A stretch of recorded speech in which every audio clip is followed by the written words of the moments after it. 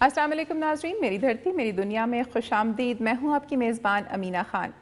नाज़रीन, यूँ तो हमारी हुकूमत आलमी दुनिया और निजी इदारे तक सैलाब ज़दगान की इमदाद के लिए सरगर्म है। इसके बावजूद हुकूमत के ऐलान करदा वतन कार्ड्स के हुसूल के लिए मुसीबत के मारे मुतासरीन न सिर्फ लाठियाँ और डंडे खा रहे हैं, बल्कि चंद बेहिस और बददियानत लोगों की चीरादस्तियों का भी शिकार हैं। कहीं तो पुलिस और सिक्योरिटी इदारे लाइन बनाने और लाइन तोड़ने वाले मुतासरीन पर लाठी चार्ज कर रहे हैं, तो कहीं नादरा का अमला और पुलिस की मुबैजना मिली भगत से वतन कार्ड के हुसूल के लिए दरबदर और बेसरो सामान मुतासरीन से रिश्वतें तलब की जा रही हैं।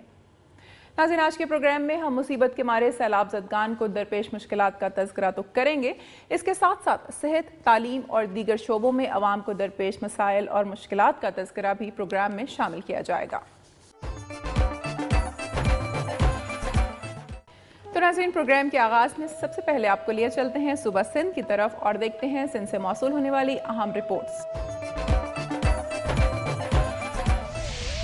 कच्चे के इलाकों में जहां सैलाब ने फसलों और घरों को नुकसान पहुंचाया है, वहां पक्के के इलाके भी महफूज नहीं रहे।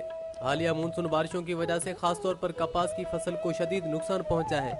गुज़िश्ता साल दरिया सिंध में पानी की किल्लत के बाद जिला हुकूमत घोटकी की जानिब से घोटकी फीडर पर धान की काश्त पर दफा 144 के तहत पाबंदी लगा दी गई थी और जिला हुकूमत की पाबंदी की वजह से काश्तकारों ने इस साल कपास की फसल ज्यादा रकबे पर काश्त की थी और बेहतर पैदावार की तवक्का की जा रही थी, लेकिन बारिशों की वजह से हजारों एकड़ कपास की फसल खत्म होकर रह गई है और काश्तकार कपास के पौधे उखाड़ने पर मजबूर है, जो कि माशी और माली पैदावार का सख्त नुकसान है। लेकिन मुतबादिल फसलें काश्त करके कपास के होने वाले नुकसान का अजाला किया जा सकता है। कैमरामैन तनवीर बलोच के साथ बरकत अली शेर, दुनिया न्यूज, शहर की।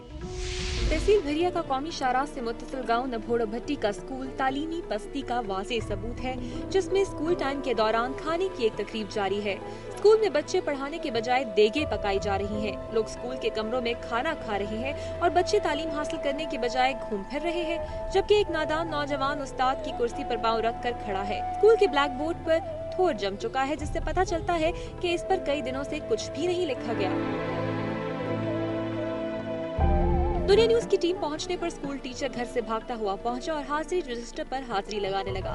स्कूल में लगी बानी पाकिस्तान की हस्ता हाल तस्वीर पर मट्टी जम चुकी है। मुल्क का कौमी परचम एक खिड़की में पड़ा है, जबकि स्कूल का बरामदा ईंटों से भरा पड़ा है। स्कूल के चंद बच्चे इस तकरीब में शामिल थे, जिन्होंने बताया कि इस खाने की तकरीब की वजह से स्कूल बंद है, जिससे हमारा तालीमी नुकसान हो रहा है।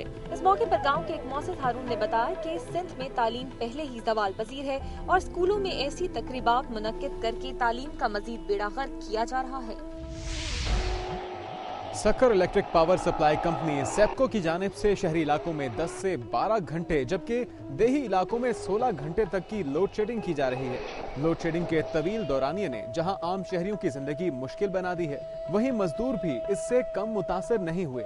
सक्खर सूबा सिंध का तीसरा बड़ा शहर है और इसके साथ साथ कारोबार के हवाले से भी मरकजी हैसियत का हामिल है, मगर सेप्को की जानिब से एलानिया और गैर एलानिया लोड शेडिंग ने कारोबार को भी सख्त नुकसान पहुँचाया है। आइए नाज़रीन, अब एक नजर डालते हैं सूबा सिंध की चंद अहम खबरों पर।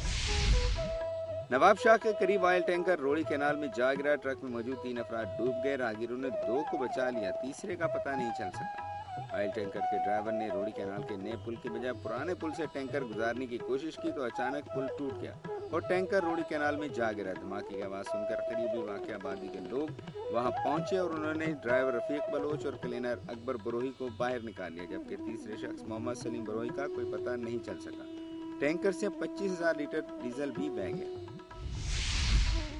नादरा ऑफिस में वतन कार्ड के हुसूल के दौरान शदीद बदनज़मी और धक्कम पेल के दौरान सैलाब मुतासरीन ने नादरा के अमले के खिलाफ शदीद एहतजाज किया। दुनिया न्यूज की टीम पहुंचने पर कतार में खड़ी खवातीन और मुतासरीन ने नादरा के अमले की जानिब से नारवा सलूक की शिकायत के अंबार लगा दिए।